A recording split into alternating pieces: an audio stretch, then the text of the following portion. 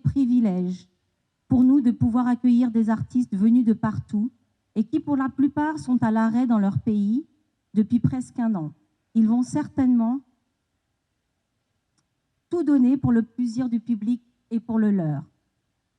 Pour cette 15e édition, le Pape Jazz ne déroge pas à sa promesse d'être le grand rendez-vous annuel des mélomanes et amateurs de culture du début d'année. Du 16 au 23 janvier, Port-au-Prince sera en fête à nouveau pour 8 jours avec une quarantaine de concerts à 80% gratuits et plus de 15 ateliers et de masterclass qui seront cette année offerts au Centre d'art. Le Caribé Hotel, l'Institut français et l'Université Quisqueya accueilleront les artistes de 13 territoires: Allemagne, Belgique, Cameroun, Canada, Cuba, Espagne, États-Unis, France, Guadeloupe, Haïti et bien sûr Haïti, et la Réunion, la Russie et Trinidad et Tobago, sans oublier un projet artistique soutenu par l'ambassade de Suisse. Et enfin, le quartier latin, Café 36 et la Réserve, se transformeront une fois de plus en after hours chaque soir du Pape Jazz. L'Allemagne, pays à l'honneur de cette 15e édition, saisira cette occasion pour faire la promotion de sa destination et présentera un duo exceptionnel. Cette année, le Pape Jazz sera en live et en live. Pour la première fois, et grâce à la BRH, toutes les grandes scènes du Pape Jazz seront aussi retransmises en Facebook Live, sur Chocarella et sur la page du Pape Jazz, et en cross-posting sur Haitian Times, la page bien sûr du ministère de la Culture et de la Communication, Métropole et le Haitian Ladies Network. Digicel et Access Haïti accompagnent cette diffusion. Nous célébrerons les 6 ans de la décennie internationale afrodescendante et à cette occasion, le bureau de UNFPA présentera le 22 janvier à l'Université Quisqueya un mini-documentaire sur le tambour, car, et je cite, c'est un des instruments culturels pouvant faciliter le dialogue pour l'accès aux droits des personnes d'ascendance africaine. Et je vais lire le petit mot de l'ambassade des États-Unis qui ne peut pas être présente ce matin. Cette année, l'ambassade des États-Unis en Haïti suscitera la participation de jeunes artistes musicaux haïtiens à travers un échange virtuel innovant qui les mettra en contact avec l'expert percussionniste américain Tom Teasley. Nommé percussionniste mondial de l'année par Drums Magazine, Tom Teasley partagera sa grande expérience issue d'une carrière unique en tant que percussionniste et compositeur lors d'une série d'ateliers virtuels qui seront donnés à Banj et à Quatre-Pressoir. Ces ateliers virtuels contribueront au développement professionnel des musiciens haïtiens talentueux en forgeant leurs compétences artistiques et commerciales. Et bien sûr, le Pape Jazz est sécuritaire et éco-responsable. Des mesures barrières pour combattre la propagation du Covid-19 sont mises en place sur toutes les scènes du Pape Jazz. Prise de température à l'entrée, distribution de gel hydroalcoolique grâce à la perle SA, voyez ça là, réduction de la jauge, port du masque exigé pour l'accès sur les sites et lors des déplacements, et distribution de masques par le ministère de la Citoyenneté et du Patriotisme pendant le Rara de Koloja. En outre, grâce au support de plusieurs partenaires comme Wingaz, la Direction des Affaires étudiantes de l'Université Quisqueya, le programme Aroche, le Pape Jazz maintient son initiative éco-responsable avec le Pape Jazz Vert, donc les verres réutilisables, les bouteilles, donc à part les gels hydroalcooliques, pas de plastique, pas de bouteilles en plastique sur les sites du Pape Jazz. Vous êtes habitués également à recevoir le petit livret et cette année, ce livret est en format numérique et vous allez le recevoir bien sûr dès aujourd'hui sur vos réseaux. Ils seront sur les réseaux du Pape Jazz, sur le site et envoyés par WhatsApp et toutes sortes de moyens virtuels. Les billets, nous avons donc 3 scènes payantes comme toujours, le premier samedi, le dimanche et le dernier samedi du festival. Les billets pour l'accès sont à 2500 gourdes. Et nous offrons, comme toujours aussi, le Pape Jazz Pass à 6500 gourdes, ce qui donne une réduction de 1000 gourdes. Les billets, à partir d'aujourd'hui, et déjà depuis hier en fait, sont disponibles à La Pléiade, au Caribé Hotel, aux 2 librairies La Pléiade, au Caribé Hotel et sur l'Akaïti. Bien sûr, toutes les autres scènes du festival sont gratuites. Je rappelle que le festival est à 80% gratuit.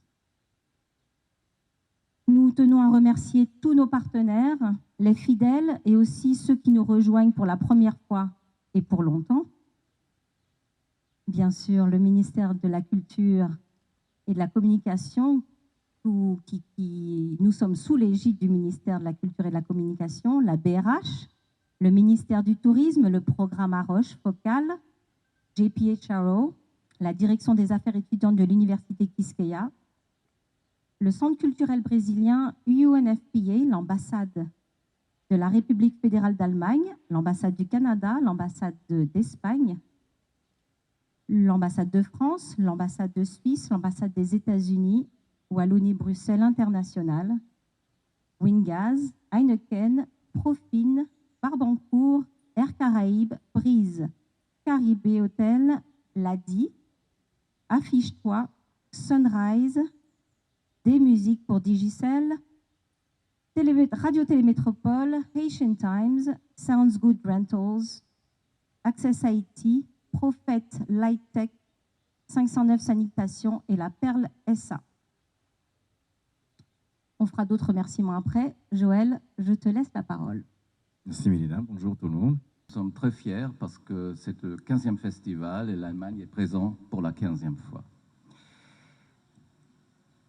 Et nous sommes aussi très remerciants au destin que nos 2 artistes puissent venir. Vous savez que la pandémie actuelle fait rage en Europe. En Allemagne, on a dû confiner tout le monde jusqu'à la fin du mois de janvier. Et être en mesure d'amener 2 jeunes artistes d'exception en Haïti pour ce festival en présentiel, c'est vraiment un grand bonheur. Pour le présenter, on va avoir donc 2 artistes, un grand saxophoniste qui a à peine 20 ans, qui est issu donc de nos programmes de soutien aux talents musicaux. Donc nous avons Jakob Mans, un saxophoniste, comme je disais, un saxophoniste qui a déjà joué avec l'orchestre fédéral de jazz, qui est un de nos grands corps musicaux et qui a issu donc dans tous les concours musicaux de sa promotion. Il vient de publier son premier disque été dernier. Malheureusement, il a peu de chance actuellement de le présenter. Donc nous sommes très très ravis d'avoir lui ici. Deuxièmement, on a un pianiste qui l'accompagne, un pianiste qui n'a pas encore 30 ans non plus, qui joue avec Jakob Mans en duo, mais aussi avec le groupe Jakob Mans Projet, qui est un de groupes jazz bien connu en Allemagne aussi. Et je crois que avoir ces 2 artistes ici, qui sont des artistes pas d'un seul genre, mais très, très multi-musical, ce sera vraiment un vrai bonheur et un plaisir de les écouter. Et je vous invite donc à des 2 concerts qui le font. Merci. Et si vous avez des questions, je suis bien évidemment ouvert à ces questions. Merci. L'ambassadeur de France s'excuse, il a dû partir, il était là, mais il a dû partir d'urgence. Donc il m'a demandé de prendre la parole à sa place. Donc la France, un peu comme l'Allemagne, est ravie de participer à ce festival phare. Je pense que c'est vraiment essentiel de soutenir et de se serrer les coudes dans cette période et de soutenir toutes les bonnes manifestations. Et la France a toujours participé, je crois, aussi au festival. Bon, moi, je suis récente ici, donc je ne connais pas toutes les ficelles, mais bon, je crois que c'est depuis longtemps que aussi la France et l'Institut français collaborent avec le Pape Jazz.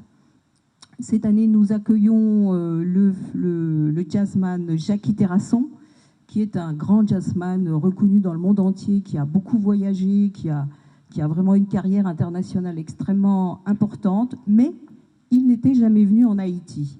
Et quand le Pape Jazz lui a proposé de venir en Haïti, il était absolument ravi. Ravi, tellement ravi qu'il est très très pressé. Je l'ai eu hier au téléphone, il est très pressé d'arriver. Surtout que, comme le disait l'ambassadeur d'Allemagne, les activités en Europe sont annulées. Et donc, c'est pour eux, vraiment, pour les artistes qui viennent ici en Haïti, c'est une vraie respiration, ce pays, pour pouvoir venir se présenter. Donc, à l'Institut français, nous aurons 3 soirées. La soirée avec Jackie Terrasson, donc le 19. Le lendemain, donc le 20, nous aurons l'équipe belge et l'équipe avec Toine et Derviche et l'équipe espagnole et cubaine. Et puis le lendemain, nous sommes ravis le jeudi d'accueillir un plateau découverte.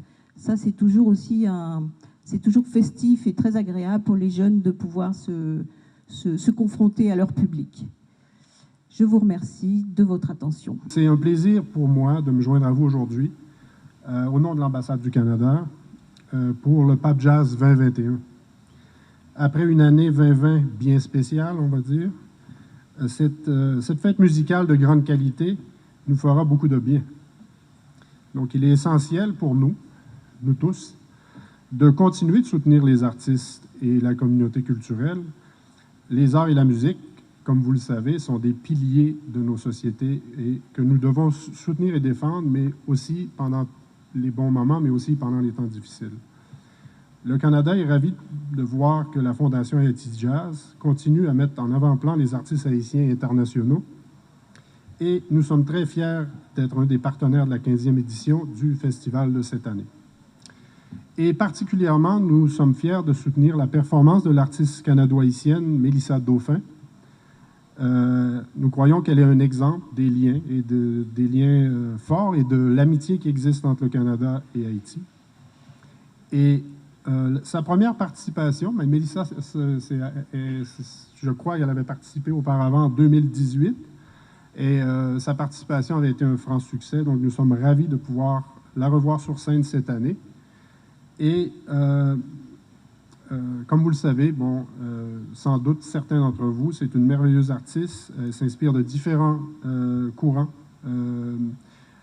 différentes cultures, inspirations musicales, pour nous présenter son monde musical bien à elle, qui est doux et enchanteur. Et je crois que vous allez être charmés par Mélissa. Elle aura sa performance le 21 janvier à l'Université Quisqueya, donc on vous invite particulièrement à cette performance-là. Mais on vous invite évidemment à participer en grand nombre aux différentes activités qui auront lieu au cours du Pape Jazz. Donc, je vous souhaite à toutes et à tous un merveilleux Pape Jazz 2021. Merci en pile. Madame Sylvie Tabès m'a demandé de la représenter aujourd'hui. C'est vraiment un plaisir de participer au lancement de cette édition. L'Union européenne soutient fortement et très engagée à tout ce qui est le soutien pour les initiatives culturelles, ce qu'on appelle l'économie orange. Donc, il y a certainement, quand on pense à Haïti, on pense toujours à sa musique, sa littérature, sa créativité. Ça nous vient à tous à l'esprit. Et il y a certainement un côté ludique de ces activités, mais il y a aussi un côté économique de création d'emplois qui est très, très important. Par exemple, à l'Union européenne, c'est autour de 7% de PIB et de l'emploi qui est lié à ce qu'on appelle l'économie orange, donc activité créative. Dans le cas d'Haïti, selon les chiffres, c'est autour de 10% d'emplois, ça veut dire un chiffre très important, tout confondu, artisanat, musique, littérature, etc. Donc, notre soutien à cette initiative, déjà dans sa 15e édition, qui vient à partir de programmes à Roche. Donc, c'est l'action renforcement organisations culturelles haïtiennes. C'est vraiment un plaisir de soutenir cette nouvelle édition, dont cette année, c'est l'Allemagne, un pays membre de l'Union européenne qui est invité d'honneur, avec aussi la participation des autres États membres présents ici en Haïti, la France, l'Espagne, ainsi que l'organisation Wallonie-Bruxelles. Voilà, moi personnellement, j'ai participé, j'ai eu l'honneur, vraiment la joie de pouvoir participer ou venir chaque année au Pape Jazz. Et c'est incroyable la qualité, l'engagement et l'impact que cela a sur la dimension culturelle du pays, à l'intérieur et à l'extérieur. Avec ces mots, j'ai fini. Merci un peu. Monsieur Fabricio Poretti m'a demandé de représenter la Suisse et c'est toujours un plaisir pour la Suisse de prendre part à ce festival, donc, qui est à sa 15e édition. Et pour cette 15e édition, l'ambassade porte avec la Fondation Haïti Jazz le Creole Jazz Project. C'est une initiative novatrice qui vise à revêtir le jazz des couleurs locales et à paver la voie à des opportunités multiples. Une pléiade d'artistes d'horizons divers y prendront part en parcourant les scènes aussi bien à Port-au-Prince qu'à Jacmel, qui a toujours été une priorité pour la Suisse en Haïti. Le Creole Jazz Project, c'est une résidence artistique. C'est aussi l'offre d'ateliers de formation dans le cadre du Pape Jazz. C'est un concert de restitution à la clôture du festival. C'est aussi un documentaire incluant des entrées de la captation du concert. Donc le documentaire sera de 12 minutes et il est prévu que ce documentaire soit diffusé dans des festivals de jazz en Haïti, mais aussi dans des festivals de jazz dans la Caraïbe et notamment sur les réseaux sociaux. La Suisse valorise en Haïti l'art et la culture en tant que connecteur et médiateur de cohésion sociale et également comme vecteur de développement inclusif et partagé. Bon festival à tous et à toutes. Merci. Qui propose des offres culturelles diversifiées et de qualité à la population haïtienne, comme celle présentée par le Festival international de jazz de Port-au-Prince, bien sûr tout en invitant les festivaliers à respecter les consignes des autorités sanitaires relatives au coronavirus. Dans l'agenda de la 15e édition du Festival de jazz, la visibilité culturelle, la visibilité autour de la créativité et l'hospitalité haïtienne seront au rendez-vous. Voilà pourquoi la Banque de la République d'Haïti s'estime heureuse de s'inscrire aux côtés du ministère de la Culture, le ministère du Tourisme, des ambassades et des autres partenaires du Festival de jazz, de la promotion renouvelée des performances artistiques et des échanges culturels sur place et via Internet entre les artistes d'ici et d'ailleurs. La BRH salue donc l'engagement des créateurs à l'honneur et conseille une nouvelle fois à tous les festivaliers de se recréer sainement afin de mieux profiter à l'avenir de l'évolution et du rayonnement du jazz en Haïti et dans le monde. Encore une fois, les gestes barrières, les consignes sanitaires à respecter à l'occasion de ce festival. Je souhaite à tous et à tout au nom de la Banque de la République d'Haïti, bon festival. Salutations aux partenaires qui ont toujours supporté cet événement de si grande envergure. Félicitations à la Fondation Haïti Jazz, particulièrement Milena Sandler et Joël Widmayer, chevilles ouvrières de ce festival. Nous les félicitons aussi pour leur engagement et leur courage en assurant l'organisation de cet événement de qualité depuis 15 ans. Notre musique en général, le jazz en particulier, peut devenir une locomotive pour notre tourisme. Les opérateurs culturels rendent plus attractives les destinations. Des activités culturelles comme celle-ci sont d'une importance capitale pour le développement de notre tourisme. Le ministère du Tourisme profite pour remercier et féliciter tous les opérateurs culturels pour leur accompagnement durant les fêtes de fin d'année malgré les contraintes imposées par Covid-19. Nous invitons le public à participer activement à ce festival qui aide à rehausser l'image d'Haïti tout en, bien sûr, respectant les mesures barrières contre la propagation de la pandémie. Nous invitons les opérateurs touristiques à offrir le chaleureux accueil qu'ils réservent toujours aux voyageurs, à ces artistes de renom qui visitent notre cher Haïti. Notre présence aujourd'hui, le ministère de la Culture et moi-même, le ministère du Tourisme, traduit la volonté et l'engagement de l'État à accompagner toute initiative visant à promouvoir la culture et l'art haïtien d'une part et la culture internationale en général. Merci à tous les partenaires, merci aux artistes, merci à tous pour votre support d'une manière ou d'une autre. Le ministère du Tourisme et le ministère de la Culture, nous serons toujours là pour accompagner cet événement pendant toute la durée de ce festival. Et encore une fois, bon festival à tous. En fin de compte, je vais être très bref. Malika Tirolène de la Guadeloupe, extraordinaire chanteuse qui joue avec Saki Popi, qui a fait plein de collaborations avec des artistes super importants, soit aux États-Unis mais en Europe.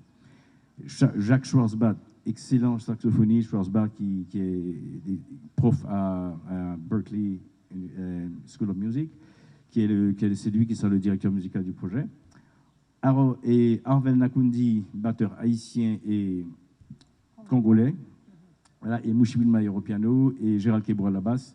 Alors, ce qu'on essaie de faire, c'est ils sont en résidence, ils vont monter les musiques de chacun d'eux, ils vont réinterpréter leur musique, revisiter chacune de leurs musiques d'une autre manière et nous présenter ça qui sera restitué le samedi 23 à la clôture du Pape Jazz. C'est un super projet que j'attends avec impatience. Oui, effectivement, soutenu par l'ambassade de Suisse. Merci la Suisse pour ce magnifique projet. Voilà, il faut des supports comme ça pour supporter ces projets-là. On espère que, alors ce projet, la Suisse, on va le faire chaque année. Voilà, je vous dis, on va le faire chaque année. On espère pouvoir trouver les fonds capables de le faire parce que vraiment, il y a plein de jazzman et créole jazzman partout dans le monde. J'ai oublié, il y aura surtout aussi l'harmoniciste extraordinaire Olivier Kerr-Ourio qui vient de la Réunion. Donc, alors, de la Réunion, Martinique, Guadeloupe, Haïti. Ça fait un super triangle de musiciens de créole jazz. Et Mehdi Gerville, qui vient aussi de la Réunion. Voilà, la Réunion est très bien représentée comme Pape Jazz. Et Mehdi Gerville, qui est déjà venu au festival à la première édition du Pape Jazz. C'est un super chanteur, excellent compositeur, auteur-compositeur et pianiste vraiment hors pair, qui est considéré comme le meilleur de l'océan Indien, meilleur pianiste de jazz, créole jazz, voilà. Et lui, c'est du Maloya Jazz. Il y a son dernier album il fait du Maloya Jazz. Voilà, il y a du Creole Jazz, du Maloya Jazz. En fait, c'est à peu près dans la même famille. On peut appeler ça aussi du Voodoo Jazz, du Caribbean Jazz. Il y a tous les noms, mais nous, on préfère dire créole parce que ce sont de la même famille. Nous sommes issus de la même histoire, on a le même parcours. Donc, et puis, c'est la même formule, c'est les rythmes de chez nous, l'essence de nos rythmes et de notre musique, et qu'on fusionne au jazz. Voilà. On fait à peu près la même chose. Donc, c'est une grande famille. Et on a déjà parlé de Mélissa Dauphin, la haïtienne canadienne, qui sera représentée au festival. Mélissa, la chanteuse à la voix suave, et je trouve que vous allez vous régaler avec Mélissa. Et le Real Project, qui vient directement de Cuba, c'est des jeunes musiciens cubains qui ont la pêche grave, ils font exactement un mix de musique cubaine et de la pop et du R&B, du funk, et voilà. Et même aussi des fois une touche de rock là-dedans. Donc Real Project, c'est de jeunes musiciens cubains qui sont avec nous. Et presque terminé, SMS Créole, un jeune groupe haïtien. Moi je dis c'est le jeune groupe qui fait du créole jazz, qui est peut-être qui ose davantage, ces mélanges de pop et de créole jazz qu'ils font. Ils sont très bien, ça chante, et il y a du groove. Et ils ont augmenté encore aussi eux leur effectif. Ils sont joués avec des cuivres aussi, donc voilà. Et finalement, Zéclé, je ne veux pas parler de Zéclé. Beaucoup d'autres choses. Et Terly Job Pierre, très très bon chanteur, jeune chanteur. Et encore aussi Alex Jacquemin qui sera aussi au chapteur que je viens de parler tout à l'heure.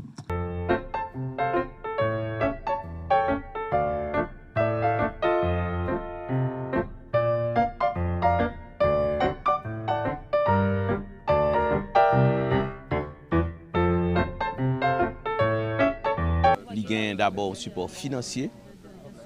Il y a ensuite un support contenu et puis un support logistique. Comme peut-être pas connaître, c'est que le festival qui fait là, c'est ça un produit du ministère de la Culture. Ce n'est pas un festival qui sorti dehors, c'est un festival qui sorti de l'intérieur. Depuis 15 ans, depuis 15 éditions, le ministère de la Culture toujours dans le festival là. Et une coulisse pour connaître, c'est que c'est un festival qui d'abord était organisé à l'intérieur même du ministère. Les réunions de planification se faisaient au ministère de la Culture. On n'a pas quel gros festival qu'a fait là, mais on connaît son ancien cadre du ministère. Ce sont des produits du ministère, puis le ministère a retiré l'école et puis le supporte. Sous 4 chemins, le 4 chemins lancé qui c'était théâtre lui-même. Et c'était l'ambassade de Belgique, c'est moi-même qui étais directeur et qui rencontrait l'ambassade de Belgique comme en 2002-2003. Et je dis un festival là fait route. C'est le même bagage qui arrivait pour le festival international de jazz là. Il commençait Jean-El et Mylène a expliqué au Mexique, un petit festival de interpays et puis je dis arrivé un standard international. Nous supportons financièrement et à ça c'est comme Dadjou, Jean-Wem dit, c'est toute la batterie de l'État nous mettons derrière. Pour plusieurs raisons, mais la raison fondamentale là, c'est la question sanitaire. On est très préoccupé par la question sanitaire. OK? C'est-à-dire que vous avez, pas oublié, en fin d'année là, nous prenons un piège là. C'est-à-dire que nous supportons toute fête, et puis pendant qu'on a supporté fête, la maladie a monté. Et puis au Conseil des ministres, on a réfléchi, est-ce qu'on a campé fête, et puis est-ce qu'on a continué? Au niveau du gouvernement, on a décidé de laisser les fêtes, mais d'accompagner. Nous créons une task force. Donc, nous tout informons sur le monde qui te pose des questions là. Une task force qui créée, qui vient là-dedans, le ministère de l'Intérieur, le ministère de la Sécurité publique et Justice et Sécurité publique. Il vient là-dedans DCPA, la police, etc. Il vient là-dedans primature, le premier ministre est présent d'ailleurs, moi-même comme culture. Il gagne ministère du tourisme. Il y a même tax force ça, il gagne 3 rôles, il joue sur tout événement culturel. Ça veut dire pour répondre encore à question là, nous gagnons pour nous présent, ou après pendant parler de santé publique et puis effectivement après santé publique vient arriver. Donc santé publique dans tax force là parce que année ça c'est pas question l'argent qui est vraiment intéressé nous parce que chaque année au niveau du trésor, au niveau des fonds du ministère, nous toujours financer événement là. Sauf si pas d'argent cop du tout, pas vrai? Mais année ça c'était santé. Pas oublier, regardez comment nous tout chita là. Si nous n'avons pas de masse là, après ça c'est la catastrophe. Et si vous avez un festival, même j'aime à l'université qui se l'année dernière, il y a plein d'étudiants, et même j'aime là, donc à ce moment-là il faudra vraiment une présence. Pas oublier pendant la fête de fin d'année, nous avons gagné tout dans Taraz, un monde qui mourit. OK? Donc la police doit être présente chaque fois qu'il y a des foules. Donc le gouvernement est présent par l'argent concret, au haut niveau, et nous prenons responsabilité nous. Parce que c'est un standard international d'événements qu'on gagne, il est présent tout par la logistique. Donc nous avons toute machine nous gagnons, tout système de communication, la télévision nationale, les médias d'État, les institutions publiques sont là, tout mon personnel est là pratiquement. Et forme d'où au niveau du ministère, nous avons un personnel qui est attaché depuis février régulièrement qui assiste aux réunions et qui va me compte rendu pour nous atterrir là aujourd'hui. Donc, par contre, si je réponds suffisamment à la question. Donc c'est pour vous dire que nous sommes enthousiastes d'accompagner cet événement. Pas oublier le travail qu'il fait pour nous. Le travail d'abord, il fait d'échanges culturels internationaux, donc de permettre croisement entre les artistes étrangers et les artistes haïtiens. Et puis ils font l'autre travail, qui est un travail de découverte de talent. Ça veut dire que ce que le ministère ne fait pas, nous le faisons à travers le Festival international de jazz. Comme moi, son éternel insatisfait, je me dis une satisfaction totale. Mais je dis que si vous regardez le contexte festival, la fête là, par exemple, sous le festival, ça, c'est drôle. 2 ans, moi-même, j'ai accompagné ça, c'était Jean-Michel Lapin, qui était ministre de la Culture, j'étais directeur de cabinet. Il y a eu un problème loc, un problème de violence dans le pays. Donc, moi, j'ai 2 ans côté un obstacle réel de violence. Je dis, pas gagné, mon gain sanitaire là. Donc, l'environnement dans lequel l'opérateur culturel a opéré, nous connaissons, il est difficile. Il est extrêmement compliqué. Donc, il est difficile pour parler de satisfaction totale. Mais nous sommes capables de dire satisfaction déjà dans les efforts que nous-mêmes avons fait, parce que nous sommes fiers d'accompagner un événement qui est un standard, qui réussit bien, qui commence bien et qui finit bien. Okay? Parce que l'ensemble des festivals que nous avons accompagnés durant les 15 dernières éditions, c'est des réussites au niveau public. Et c'est ça qui explique que de plus en plus, vous avez des pays qui entrent, des pays qui s'ajoutent à la liste. Je dis, on va même la Russie, où il y a près de 14 territoires. Une dizaine d'autres pays, donc tu as les territoires, donc c'est les provenances des artistes, c'est les pays de provenance des artistes, et puis vous avez les ambassades directement qui s'impliquent. C'est le seul événement international réel que nous avons en Haïti.